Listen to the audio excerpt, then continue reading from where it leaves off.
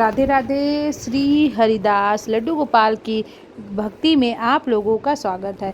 अक्षय तृतीया के दिन हम लड्डू गोपाल की पूजा कैसे करें, उस दिन हम लड्डू गोपाल के चरणों के दर्शन कैसे करें और हम चंदन के लड्डू किस प्रकार उनके चरणों में समर्पित करें और उनकी पूजा किस प्रकार करें कि हमारे घर में हमेशा सुख समृद्धि बनी रहे और लड्डू गोपाल की कृपा हमारे पूरे परिवार पर बनी रहे। और आज इसी के साथ मैं वीडियो को शुरू करती हूँ, तो वीडियो अंत तक ज़रूर देखें कि हम लड्डू गोपाल जी की अक्षय तृतीया के दिन सेवा कैसे कर सकते हैं। तो सबसे पहले हमें सुबह सुबह अपने लड्डू गोपाल जी को जो नियमित हमारी क्रिया होती है वो करना है, यानी कि हमें लड्डू गोपाल जी को सुबह सुबह जगाना है।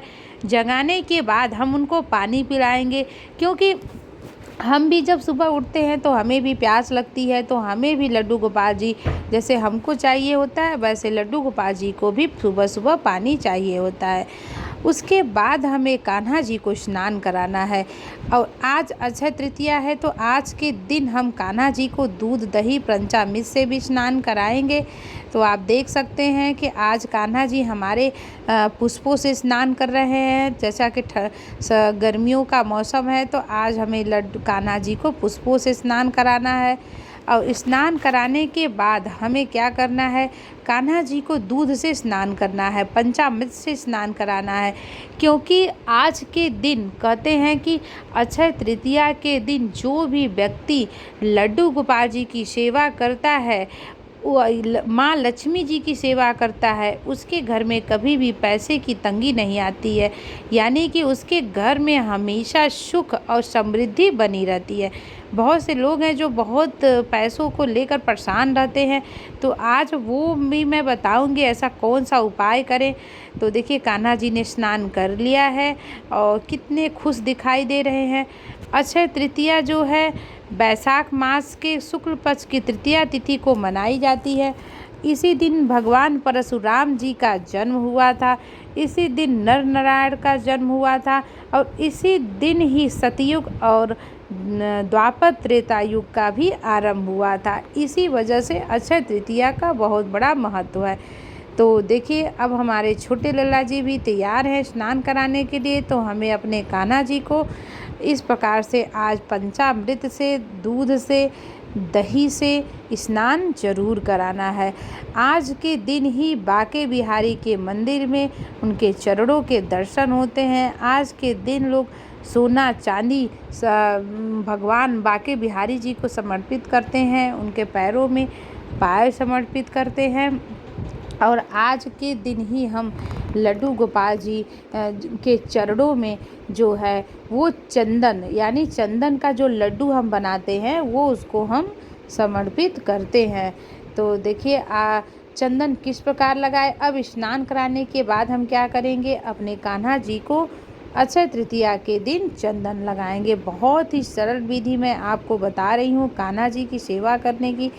तो चंदन किसका बनाना है, चंदन देखिए आता है, चंदन में आप तुलसी की जो मंजरी होती है उसको आप पीस के उसमें डाल लें, चंदन डाल लें। और उसके बाद मिट्टी आती है, बहुत ही सुगंधित एक मिट्टी आती है, उसमें आप मिला लें, चंदन मिला लें थोड़ा सा।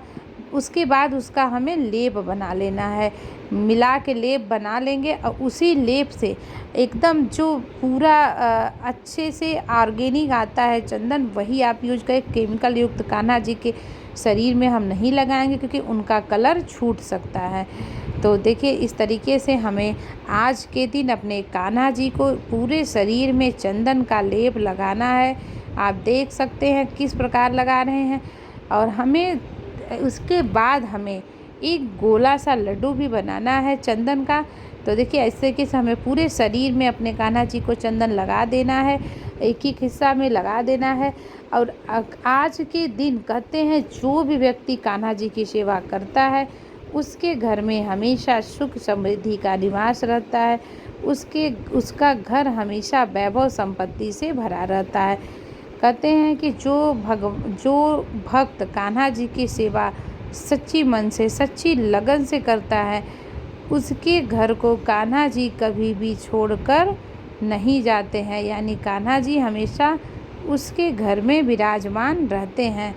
तो देखिए कान्हा जी का हो गया। अब हम कान्हा जी को माला समर्पित करेंगे। तो कितने प्यारे मेरे कान्हा जी आज बहुत ही सुंदर लग रहे हैं, क्योंकि आज उनको चंदन लेपन हुआ है। और ये है हमारे श्याम बड़ वाले कान्हा जी। तो इनका हमने चंदन लेपन नहीं किया है, क्योंकि ये अष्ट धातु के नहीं बने हुए हैं, तो इनका कलर छूट सकता है, इस वजह से हमने इनका नहीं किया है। उसके बाद हम कान्हा जी का श्रृंगार करेंगे। देखिए श्रृंगार तो हमें करना ही है, कान्हा जी को बिना श्रृंगार किए नहीं रखना है।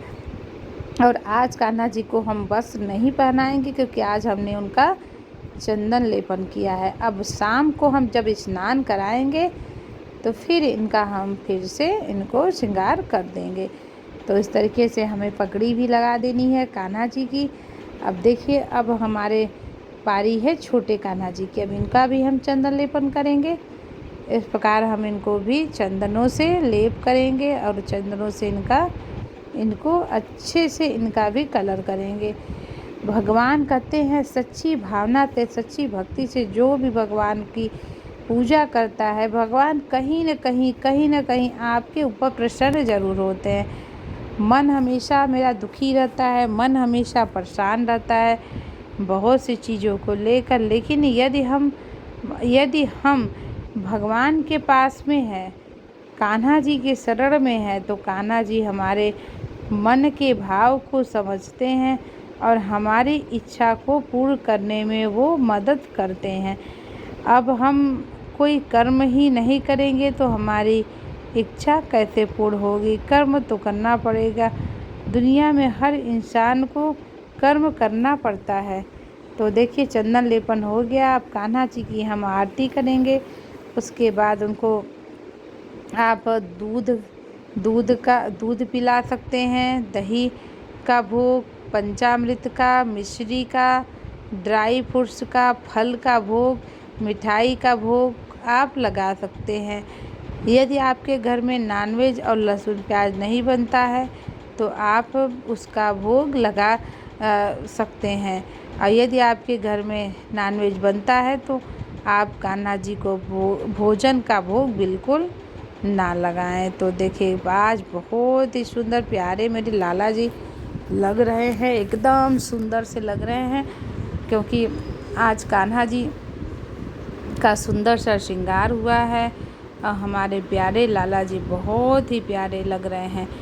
और आज के दिन कहते हैं कि जो भी व्यक्ति इनकी सेवा करता है, पूजा करता है, इनको भोग लगाता है, उनके घर में माँ लक्ष्मी जी का हमेशा निवास बना रहता है। तो अक्षय तृतीया के दिन देखिए कान्हा जी की सेवा आप कैसे करें, यही मैं दिखा रही थी। तो आप लोगों को वीडियो कैसा लगा, जानकारी कैसी लगी, हमें ज़रूर बताइएगा और कमेंट में राधे राधे ज़रूर लिखिएगा। राधे राधे। श्री हरिदास, श्री कुंज बिहारी।